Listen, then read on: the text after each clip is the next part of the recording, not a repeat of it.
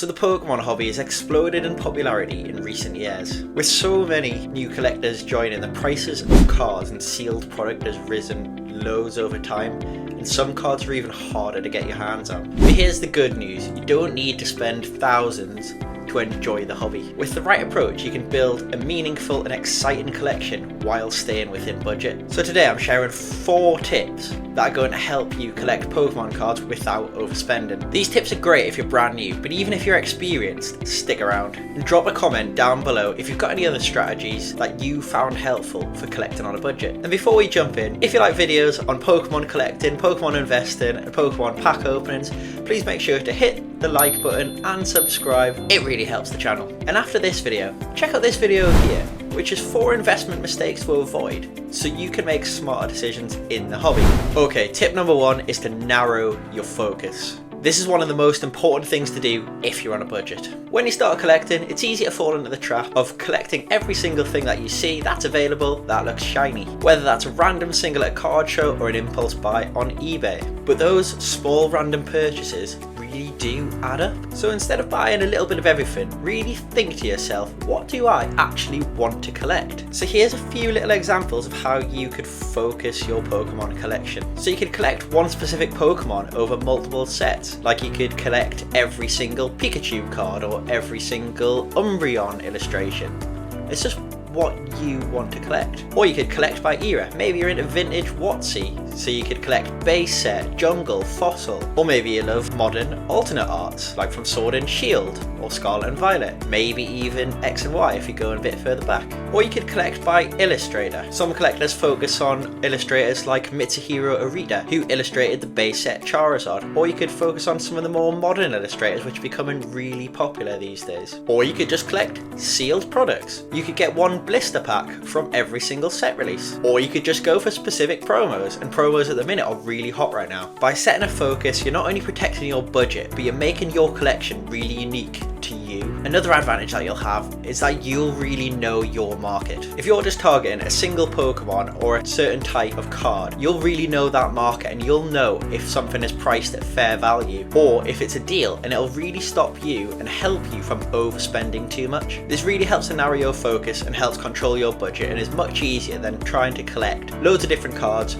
from 10 sets all at once. And here's a question for you guys. What's the main focus of your collection? Are you going after your favorite Pokemon, or are you going after a specific set right now, or do you just collect absolutely anything that meets your eye? Drop it in the comments and I'd love to hear what you collect. Tip number 2 is to buy singles instead of packs. Now I get it, opening packs is one of the most fun parts of the hobby. You get the suspense or the thrill of opening a pack and just not knowing what you're getting, but you might get something really good. But that's the problem, you just might. And it can get really addicting. And if you're on a budget, we need to kind of treat it as a luxury, not just something that you're going to do all the time, because the odds of pulling something really good out of a pack is honestly quite low. Opening packs is essentially gambling. On average, you'll lose money. Yeah, you might get the, $200, $300, $500 chase card, but if you really think about it, the odds are stacked against you, me, and everyone who's opening packs. So more often than not, you'll end up with a load of bulk that you don't really want, and you'll still not have that chase card that you've been trying to collect, but you spent $100 on packs trying to get it. But now you don't really have much of anything that you want. Buying singles, on the other hand, guarantees you get exactly what you're trying to get at a fraction of the price that you would spend if you were trying to pull it out of packs, unless you're really lucky. Let's say you get a booster box for $120, but the best card out of the set, or the specific card that you want to chase, only sells for $80. You can either buy it as a single for $80 or buy a booster box for $120 and then gamble on the chance that you might get it. You spend that $120 and you probably won't get it. And some boxes these days, especially the way sealed product is going, is starting to cost more than the actual chase card itself. So you could be spending $1,000 on a box, especially with some of the older sets, and the chase card out of that set isn't worth more than that. But hold on, this doesn't mean that you should never open packs. Just keep in mind that opening packs is for fun and not for value. You've got some extra money, you've got some extra cash, and you want to rip some packs. Go for it, do it. It's really fun. But don't convince yourself that it's the way to go when you're looking for value or you're on a budget. It's not always the smart way to collect, even if it might be the fun way to collect. What about you though? Have you actually able to get the chase card out of one of these packs that you've opened? Or Do you regret not buying the single card outright? Share your pack luck stories in the comments below. Tip number 3 is to buy raw cards instead of graded cards. Graded cards though definitely have their place in the hobby. They look great, they're protected, and of course the high grade cards can have a lot of value. But there's no denying that the high grade cards come with a steep premium, especially if you're buying them as graded cards. Especially at the moment, PSA 10s and other things like BGS black labels. A lot of collectors who buy the graded cards simply just don't want the hassle of having to send your raw cards and then having to wait for them. They just want the graded cards straight away. And most of the time, they're probably not on a strict budget. So not doing it yourself is a convenience that can cost you big time. So instead, shop for raw cards. If you get more experienced at it and you become a good judge of condition, you can check the corners, you can check the surfaces, you can check the edges, you can check if there are any dents. And then sometimes you can find some really good condition cards that might come out 8s, 9s, and the all elusive 10. And for those cards, you're probably going to pay a fraction of the price of something that's graded.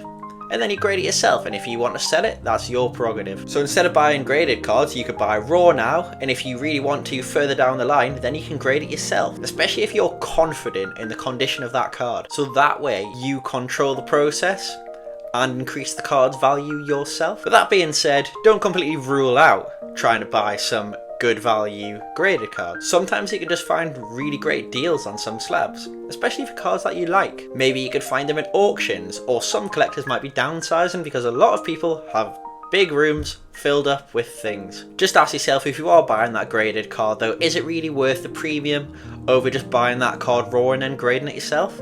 Are you going to spend more money getting that graded card, or will it cost you more money taking that little bit of risk trying to get it graded yourself?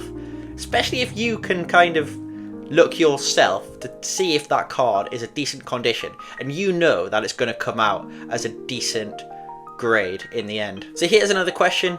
Have you ever picked up a graded card at good value yourself? Or you bought a raw card from eBay or at a store and you hadn't really looked at it before, and then you thought, ooh, this might actually be a good chance at getting a good grade if I grade it myself? Drop your stories in the comments because I'd love to hear about your best pickups. The fourth and final tip is probably one of the hardest one to do, and that is to ignore the hype. Try and be patient. When a new set's released, prices are always at their peak. Everyone's chasing the new cards, the supply is limited, and sellers know that they can charge a premium for these cards because of supply and demand. But if you wait a couple of months, the price of these cards always come down and they eventually stabilize.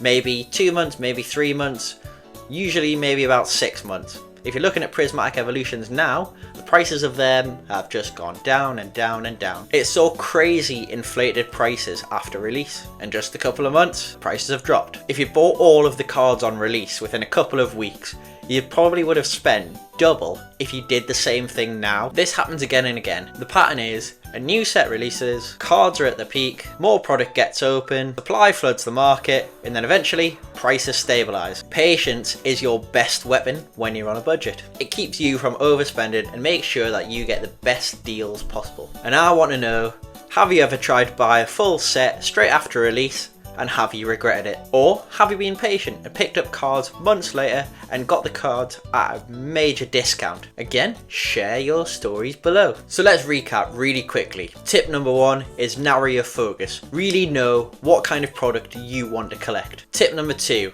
buy singles instead of ripping packs. Tip number 3, choose raw cards over graded when you can. And tip number 4, ignore hype and just be patient. If you follow these steps, you'll save a little bit of money and build a collection that is unique and meaningful to you. What's your top budget collecting tips?